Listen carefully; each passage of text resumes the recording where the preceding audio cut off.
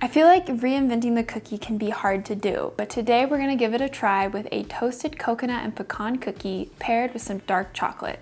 It's easy, it's delicious, and it's the perfect baking project. Let's jump in. To a skillet over low heat, add the coconut and pecans.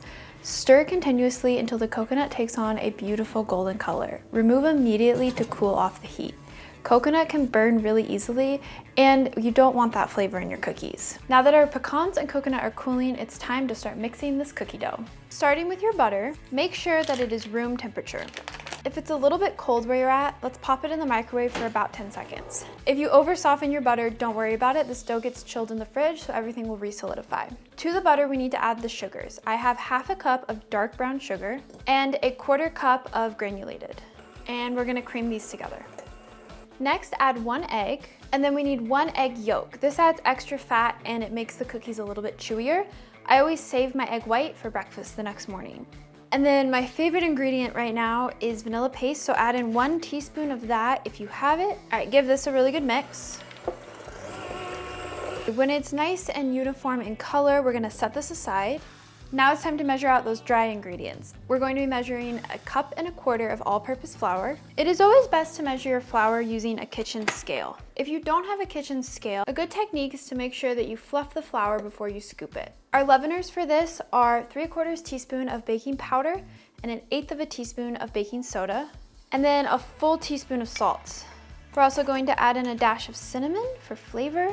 Now, I forgot to chop the pecans before I put them into the skillet. You know I love to get my hands dirty, so as you add them, just take the pecan halves and crush them up. You don't want whole pecan halves in your cookies.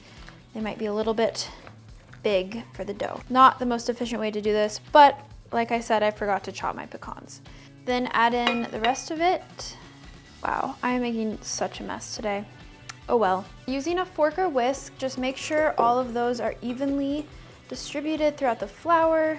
Add your dry ingredients to your wet. I do about 1/4 at a time.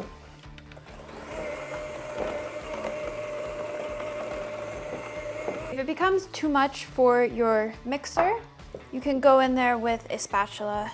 So as I mentioned before, we're gonna do half with those mini chocolate chips. So I'm gonna take half the dough and split it into a different bowl. This one will get its chocolate later, so we're gonna set it aside. I like to start with about 1/4 cup of mini chocolate chips and then get that incorporated into the dough. This step is optional and I didn't include it in the original recipe, but it's kind of one of those fun, like, let's do something special for the holidays. And since I'm giving these away as Christmas cookies, I thought it would be a fun way to kind of switch it up. So we're gonna set both these doughs aside for about 25-30 minutes, just until it's very scoopable. See you then. If you have extra dough, be sure to just freeze it. It's really easy to put into a plastic bag and freeze until you're ready to make them. Okay, the dough chilled for about 20 minutes and it's time to bake it. Let's do it. I love to line my cookie sheets with parchment paper. You don't have to. I am using the medium cookie scoop. Now for the mini chocolate chip one. Can you tell which one I'm most excited for?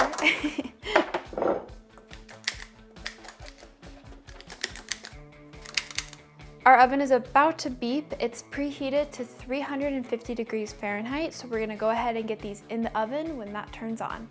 When your oven is ready, put both cookie sheets in together or cook them separately if you want. The cookies should bake between 10 and 12 minutes or until you just start to see a golden brown edge and they're looking a little bit cracked on top. When you feel like things have kind of set and they're not really loosey-goosey, you're going to put them onto a cooling rack. While the cookies are cooling, we're gonna make that chocolate that we're gonna drizzle on the other half of those cookies. To a small microwave-safe bowl, add in about half a cup. We're gonna microwave this in 15-second increments, stirring between. So we're almost there. Probably 2 more times it needs to go in. Ah, yes. Okay, so you see how it's like spreadable and kind of drips like that? So to help stabilize this chocolate once it's cool, you're gonna take about a tablespoon of unmicrowaved chocolate chips and really finely cut them, pretty close to like chocolate dust. You're going to take that melted chocolate and add some of that in, and then you're just going to stir to incorporate it.